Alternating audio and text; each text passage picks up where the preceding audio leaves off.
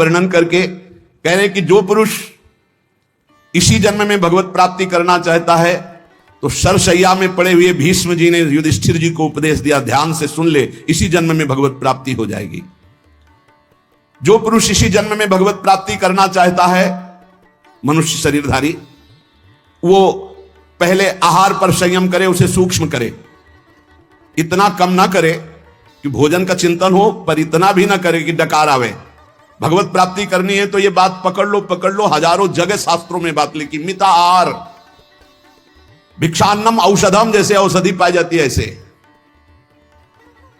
बहुत संभाल के खाओ पियो, जितने से एकदम आपका शरीर हल्का बना रहे। एक दो शरीरों को तो रोग हो जाता है, वो क्या कहते हैं जो गले में होती गांठ, थायराइड है ऐसे, वो तो बात अलग है कि भाई अब थायराइड हो गया है, नहीं तो खाईराइड में ज्यादा तगड़ाहट हो रही, खाईराइड खूब खाते चले जा रहे। जिसको इस जन्म में भगवत प्राप्ति करनी, भोजन पर पहले सुधार करे, अल्पाहार और सात्विक भोजन, चाट चटोरा भोजन की तरफ से बचे। अगर भगवत प्राप्ति करनी है, अल्पाहार करे, प्रकृति से परे अविनाशी पद की प्राप्ति के लिए प्रकृति के आकर्षण पर विजय प्राप्त करना पड़ेगा। जो साधक घर में रहकर या घर छोड़कर, दोनों साधक होते हैं, गृहस्थी और विरक्ति, जो घर में रहकर साधना कर रहे हैं उनको चाहिए किसी और का ना खाएं, अपनी मेहनत का कमाया हुआ ही भोजन पावे, चाहे जहां जाए, कहीं किसी और का ना खाएं। 10 रुपए का खाया है 20 दे दो, तुम्हारे को भगवत प्राप्ति करना है। कभी ऐसा नहीं कि रास्ते में भंडारा बट रहा है, हलवा बट रहा है, दबा के पा लिया, चलो यार कम से कम बचे तो 100-200 रुपए, नहीं बचे नहीं, जिसके लिए आए थे वो सब ले गया। वो गृहस्थ आदमी को अगर किसी का पानी भी पियो तो 5 रुपया उसको दे दो, 2 रुपया दे दो, नहीं रुपया दे दिया वहां 2-4 दोना पत्तल उठा करके आसपास से कुछ सेवा कर दो। कोई तुम्हारे सुकृत ना लेने पावे भगवत प्राप्ति के मार्ग। अगर विरक्त है तो भिक्षान्नम औषधम, विषयों के सामने उपस्थित होने पर भोगने की इच्छा ना होना। गृहस्थ हो, तुम्हारे धर्म के विरुद्ध भोग का अवसर आ गया, हट जाओ, भाग जाओ, प्राण बचा लो, मत भोगना, नहीं तो भगवत प्राप्ति में बाधा। और विरक्त है, भोग सामग्री एकदम एकत्रित है, एकांत है, भोग लो, ना ही भोगना, क्योंकि मुझे भगवत प्राप्ति करनी है। नेत्र से, वाणी से, मन से किसी भी दूषित भोग को ना भोगना। नेत्रों से भी भोगना होता है। आप मोबाइल में देख रहे हो या छुप के देख रहे हो, ये ऐसा दृश्य देख रहे हो, ये नेत्रों से भोग हो गया, ये आपको नष्ट कर देगा। नेत्रों से बहुत नष्ट हो चुके हैं, नेत्र ही है जो दिखा करके भ्रष्ट हो गए। किसी के सामने ना, तो एकांत में नेत्र से भोग भोगना, वाणी से, मन से बिल्कुल दूषित वार्ता करना, दूषित संकल्प करना, दूषित दृश्य देखना है, भगवत प्राप्ति करना है तो चाहे गृहस्थ हो चाहे विरक्त, बचो इससे। किसी भी प्राणी से अतिवाद करना, बहुत बातें करना, मित्रता बना लेना, वैर कर लेना, यह सब नहीं। भगवत प्राप्ति के मार्ग में ये भीष्म पितामह जी उपदेश कर रहे हैं। किसी के सामने अभिमान भरा वचन बोलना, अभिमान भरी क्रिया करना, अभिमान भरी चेष्टा करना, जैसे अभिमान हो जाता है। अहंकार भरी बात, अहंकार भरी क्रिया, अहंकार भरी कोई चेष्टा ना करे। यदि तुम्हें कोई क्रोध दिला रहा है तो तुम क्रोध ना करके मीठे वचन से ही उत्तर दो। जब किसी के यहां भिक्षा मांगने जाओ तो वो तुम्हें आदर दे तो उस घर में मत बैठना। भीष्म पितामह जी का है ये उपदेश। यदि तुम्हें किसी कोई निमंत्रण दे तो कभी मत जाना। भगवत प्राप्ति करना है ये विरक्त के लिए। अगर तुम्हें कोई आओ आज महाराज हमारे घर पाइए, कदापि मत पाना। निमंत्रण में कदापि मत पाना, ये भीष्म पितामह जी मना कर रहे हैं। और जब भिक्षा मांगने जाओ तो बहुत घरों से मत मांगो, कुछ नियम रखो। 4 घर 5 घर, मिले तो मिले, नहीं उपवास। अब ये नहीं कि पूरे गांव में टहली आए, नहीं, 5 घर 7 घर ऐसे नियम रखे जाते हैं कि हम सिर्फ 5 घरों में जाएंगे, मिले ना मिले। ये नहीं कि पूरे गांव में टहली आएगी, जब तक भरपेट के दोनों टाइम के लिए ना मिल जाए तो हम 50 घर मांग ली। ये भिक्षान नहीं, भिक्षान 5 घर या 7 घर। आवाज लगाई, नहीं मिला तो उपवास कर गए। निमंत्रण पाए हुए घर में कभी भिक्षा ना पाने जाए, ये भगवत है कोई रहस्य।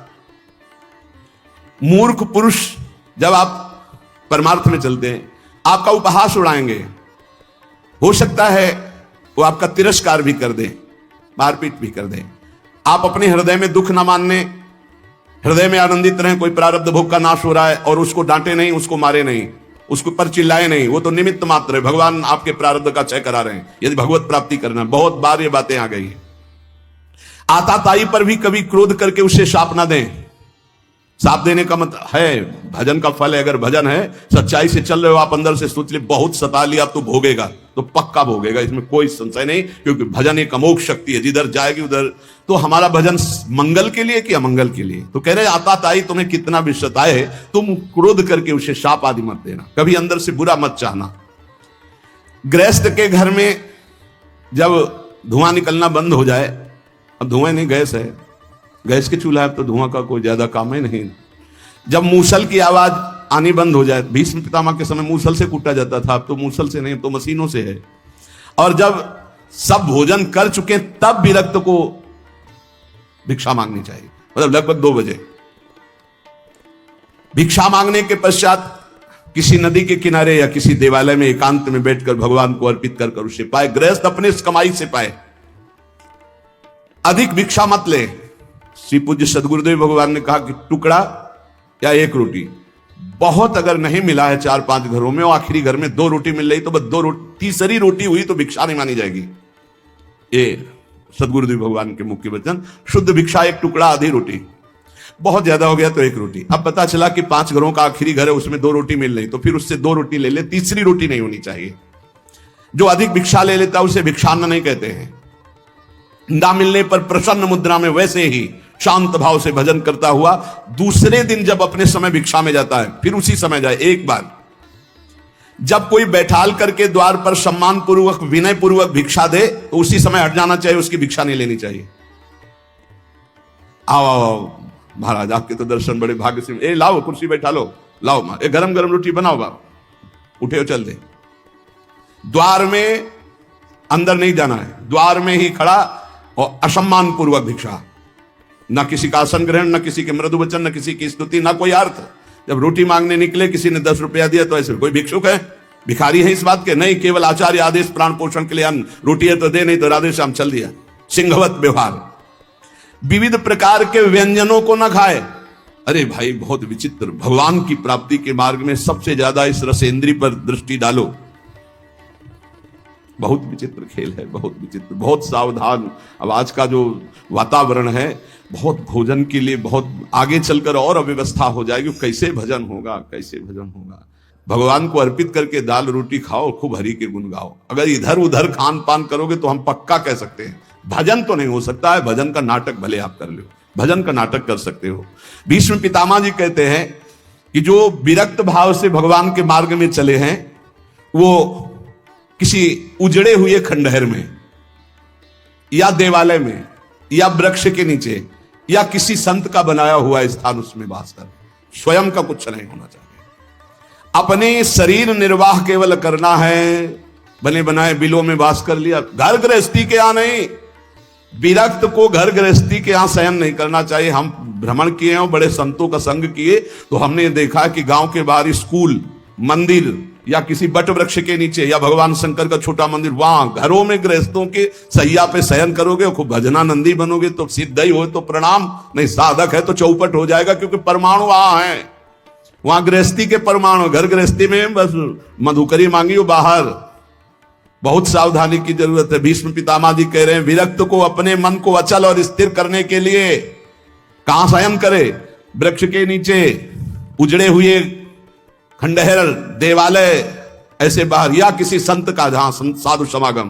किसी भी गृहस्थ के घर में विरक्त को शयन का अधिकार नहीं।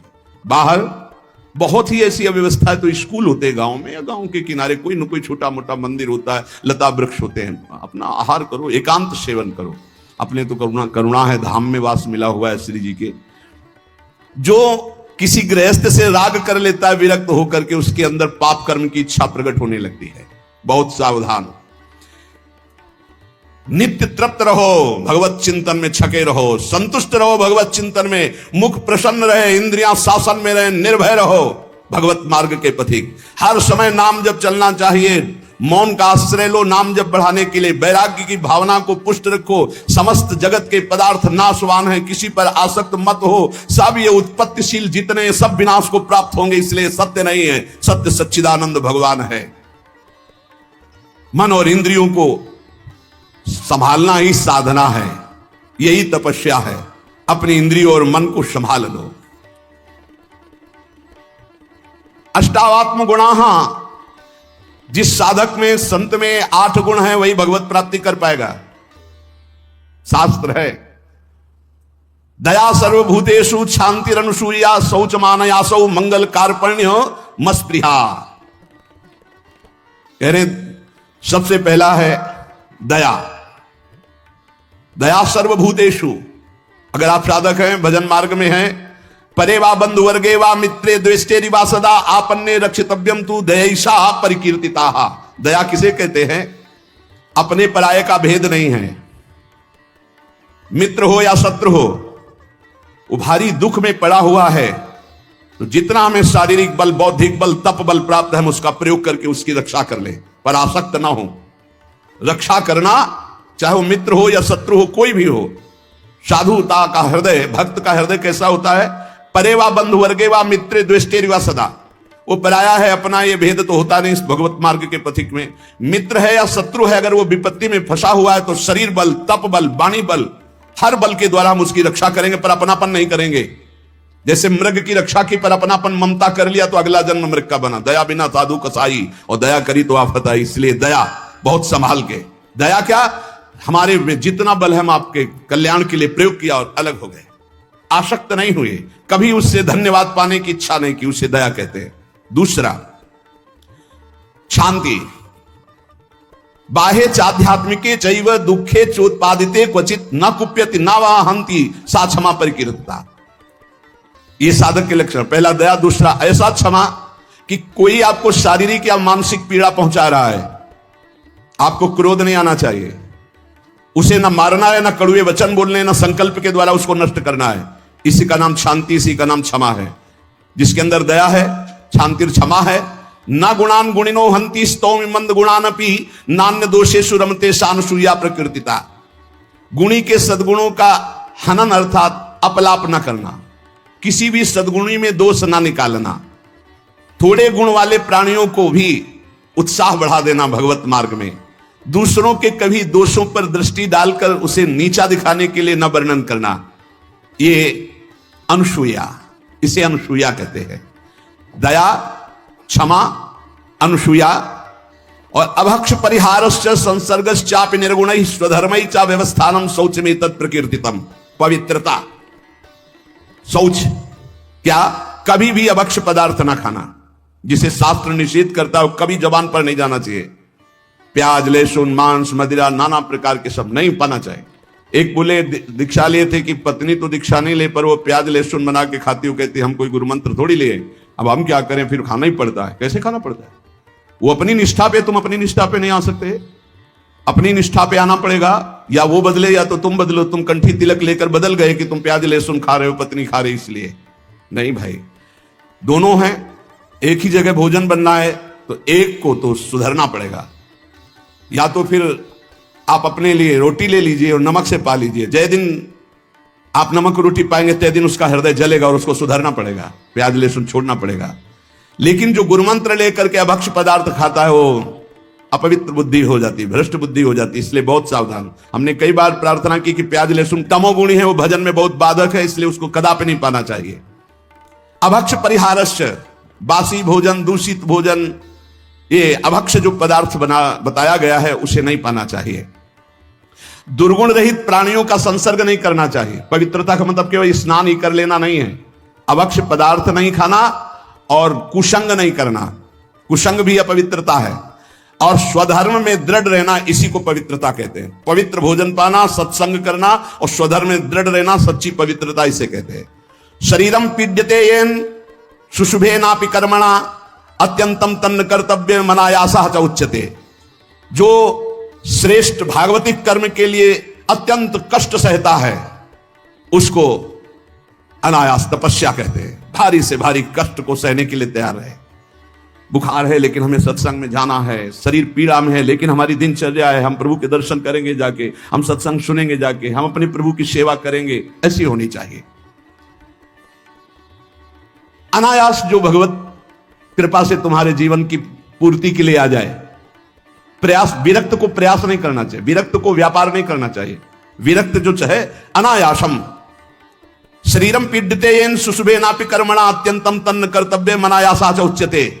किसी भी तरह विरक्त भाव वाले को, गृहस्थ को मेहनत करके कमा के अपने पर शरीर का पोषण, और विरक्त को अनायासम आकाश वृत्ति या मधुकर वृत्ति ऐसे भाव से व्यापार आदि करके बुद्धि भ्रष्ट हो जाएगी, हरि और गुरु से विपरीत बुद्धि चली जाएगी। अरे भाई तुम कितना कमा सकते हो, देनहार कोई और है देत रहते दिन रैन, लोग भरम मोह पे करे तासो नीचे नयन। अरे वो लक्ष्मीपति जैसे, अरे जो चाहिए नहीं हो हमारे को क्या, हम तो, हमें प्रभु चाहिए, फिर कैसे। बहुत सावधान, बहुत सावधान।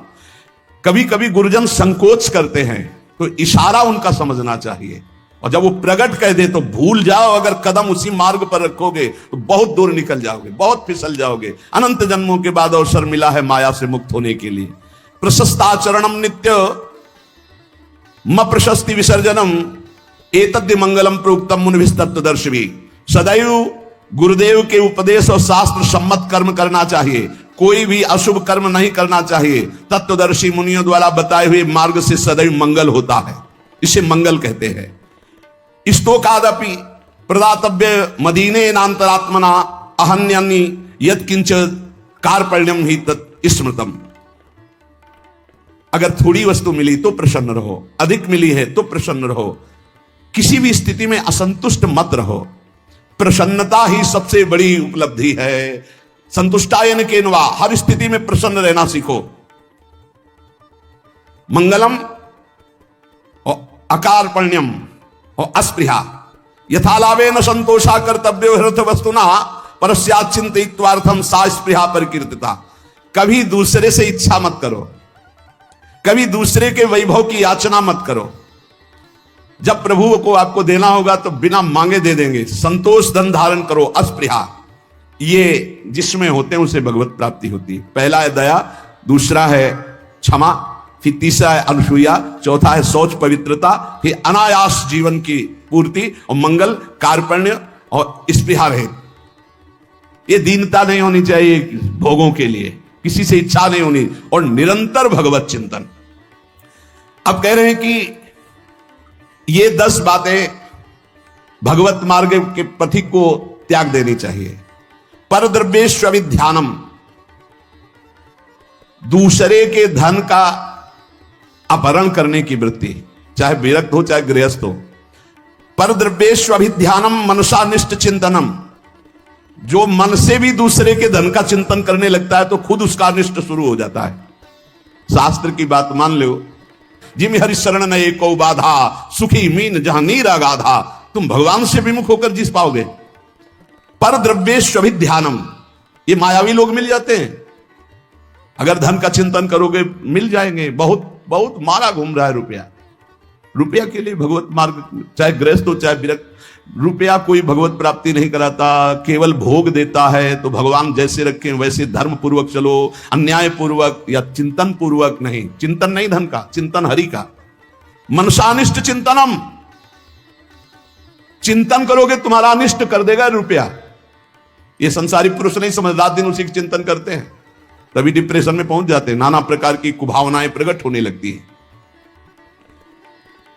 जिसको इस जन्म में परमानंद की अनुभूति करनी है उसको सावधान। पारुष्य अनृतम चैव पैशून्यम चापि सर्वशा।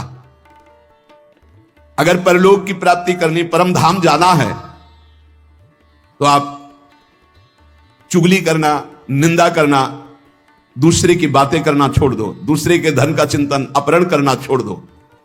मिथ्या भाषण, परनिंदा और असंबद्ध प्रलाप ये साधक में नहीं होना चाहिए। असंबद्ध प्रलाप, चुगली, निंदा ये जबान में नहीं होना चाहिए। और कह रहे हैं अदत्तानाम उपादानम हिंसा चैवा विधानता परदारोप सेवा चा शारीरम त्रिविधम स्मृतम। बिना किसी के दिए हुए किसी वस्तु का स्पर्श मत करो। देने पर भी तब देखो कि तुम्हारे योग्य है कि नहीं। और परदार रति, चूंकि ये गृहस्थ या विरक्त कोई भी भगवत प्राप्ति के लिए चले, उसके लिए किसी भी परदार रति, दूसरे की स्त्री के प्रति तनिक भी लगाव नहीं होना चाहिए काम भाव का। अगर काम भाव का जरा भी लगाव है तो तुम्हारा पतन हो जाएगा। बहुत विचित्र समय कलिकाल का प्रभाव चल रहा है, इस पर दृष्टि ही नहीं जा रही। ये जो व्यभिचार प्रवृत्ति है, इसको एक मनोरंजन मान लिया गया है, इसको एक खिलवाड़ मान लिया, इसे एक सीमा में रखा गया है, एक सीमा में रखा। पाणी ग्रहण संस्कार कर स्वीकार करके फिर धर्म पूर्वक चलो, वैराग्य हो जाएगा। अधर्म पूर्वक चलोगे आसक्त हो जाओगे। परदार रति ये नरक प्राप्ति का हेतु है। इसलिए उपासक जो भगवत प्राप्ति करना चाहता है, अशुभ कर्मों से बचे, परदार रति से बचे, किसी भी तरह से जो अपवित्र वस्तु दी जाए उसको स्पर्श न करे। हमारे लिए क्या पवित्र है? विरक्त के लिए हम भगवत मार्ग के पथिक हैं, जितना हमें चाहिए उतना मांग लेंगे, जो नहीं चाहिए वो हमारे लिए सब अपवित्र, हमें नहीं चाहिए, नहीं चाहिए। और गृहस्थ के लिए धर्म पूर्वक कमाई हुई वस्तु किसी के दान दक्षिणा या किसी का यह ऐसा स्वीकार न करे, बहुत हानिकारक होता है। दोषै प्रयुक्ता शरीरेण प्रवर्तमानो हिंसास्ते प्रसिद्धो मैथुनान्याचरति, जो दोषों को स्वीकार करके इस मार्ग में चलता बहुत बुरी तरह चारों खाना चित्त गिरता है परमार्थ में। कई तरह के मैथुन होते हैं, उन मैथुनों से बचे। अष्ट मैथुनों का वर्णन आया है। ये कुकर्म आचरण करने वाला कभी भगवत प्राप्ति के मार्ग में अग्रसर ही नहीं हो सकता। इसलिए शास्त्र है बहुत सावधानी से। गृहस्थ हो चाहे विरक्त, अगर शुद्ध सच्चिदानंद का आनंद लेना चाहते हो, दुखों से अपने आप को बचाना चाहते हो, तो हर प्रकार के मैथुनों से बचने की चेष्टा करें। पर प्रीडयन, दूसरे को कभी दुख न दे। मिथ्या भाषण, कशोड़ भाषण, ये सब कुकर्म के अंतर्गत ही आता है। परद्रोह, अन्याय पूर्वक पर द्रव्य ग्रहण नास्तिकता पैदा कर देता है। पर द्रव्य अन्याय पूर्वक ये नास्तिकता पैदा कर देता है, भगवान से बिल्कुल विमुख कर देता है। भगवान छूट गए तो सब मिला मिलाया, सब प्राण छूटने के बाद कुछ नहीं तुम्हारे पास। भगवान है तो सब कुछ है, नास्तिकता ना आने पावे। पर द्रव्य ग्रहण से अन्याय पूर्वक, न्याय कहते हैं जो धर्म शास्त्र आज्ञा करते हैं, अन्याय पूर्वक धन ग्रहण करना, ये नास्तिकता पैदा कर देता है। नास्तिकता क्यों आई है? क्योंकि पापाचरण है, तभी नास्तिकता आती है। उपासक को सावधानी पूर्वक दुष्संग से बचना चाहिए। दुष्संग कई तरह का होता है। यदि दुर्जनों का संग मिल जाए तो जैसे 10 वर्ष सत्संग करने से आप उज्जवल हुए, तो 10 दिन का दुर्जन का संग आपको नष्ट कर देगा। तो कहते दुर्जनस्य ही संगेन सुजनोपि विनश्यति प्रसन्नम जलमित्याहु कर्दमयी कलुषीकृतम। जैसे अति निर्मल जल बहुत दिनों में होता है, हिलन डुलन नहीं हुई, धीरे धीरे वो शांत निर्मल होता है, लेकिन उसमें जो ही कोई घुसेगा तो पूरा मलिन हो जाएगा। ऐसे ही मन को निर्मल करने में बहुत समय लगता है, लेकिन दुर्जन का संग चरित्र दूषित करके हृदय को मलिन कर देने में बिल्कुल देर नहीं लगती। इसलिए दुर्जनस्य ही संगेन सुजनोपि विनश्यति, बड़े बड़े सज्जन पुरुषों का नाश भी दुर्जन पुरुषों के संग से हो जाता है। एक बार यदि दुर्जन का संग हो जाए तो निकलना मुश्किल होता है। बड़े बड़े सज्जनों के हृदय में भगवत मार्ग पर अविश्वास पैदा करके नास्तिक बना दिया दुर्जनों ने। जब दुर्जनता का संग हो जाता है तो वो दुर्जन पुरुष बड़े बड़े सज्जनों के प्रति भी दोष दर्शन करता है। जैसे लोगों के साथ रहा जाता है, जैसे लोगों की बात सुनी जाती है, जैसे लोगों से हम बात करते हैं, वैसा स्वभाव बन जाता है। जब दुर्जनों का संग हो जाता है तो बड़े बड़े सिद्ध साधु के पास भी वो कुछ लाभ नहीं ले पाता, केवल दोष दर्शन करता है। स्वभाव उसका बन जाता है दोष दर्शन का। इसलिए भ्रमादपि तु दुष्टानाम संगः कुरुते जना समर्था पुनस्त्यक्तुम तत्र विनिहन्यते। यदि भूल से भी दुष्ट का संग हो जाए तो तत्काल संग त्याग कर दो, नहीं वो नष्ट कर देगा। दुष्ट की पहचान, जिसके संग से भगवत स्मरण छूट जाए, जिसके संग से कुवासनाएं बढ़ने लगे, उसी का संग दुष्ट संग कहा जाता है। भगवान श्री राम तो इतना भी कह दे कि बर भलबास नरक कर ताता, दुष्ट संग जन दे विधाता। नरक मिल जाए अच्छा, पर दुष्ट ना मिले। दुष्संग बहुत बुरी तरह विनाश करता है। उदर निमित्तम बहुकृत वेशा, ये दुष्संग हो जाएगा। जो जनेन्द्रिय और रसेंद्रिय का पोषण करता है, भेष कोई भी रखे हो, वो सत्संग नहीं हो सकता, वो दुष्संग ही है। जिनका चित्त शुद्ध होकर सच्चिदानंद भगवान के सुख में डूबने का लक्ष्य बन गया, वो साधक सावधान। दुर्जना परिहर्तव्यो विद्यालंकृतो यदि मणिना भूषिता सर्पा किम सौना भयंकर। दुर्जन मनुष्य हो, बहुत विद्वान हो, तो तुम्हारा नाश ही कर देगा। जैसे मणि से भूषित सांप हो तो क्या विष नहीं छोड़ेगा, वो विष ही छोड़ेगा। इसलिए बहुत संभल करके।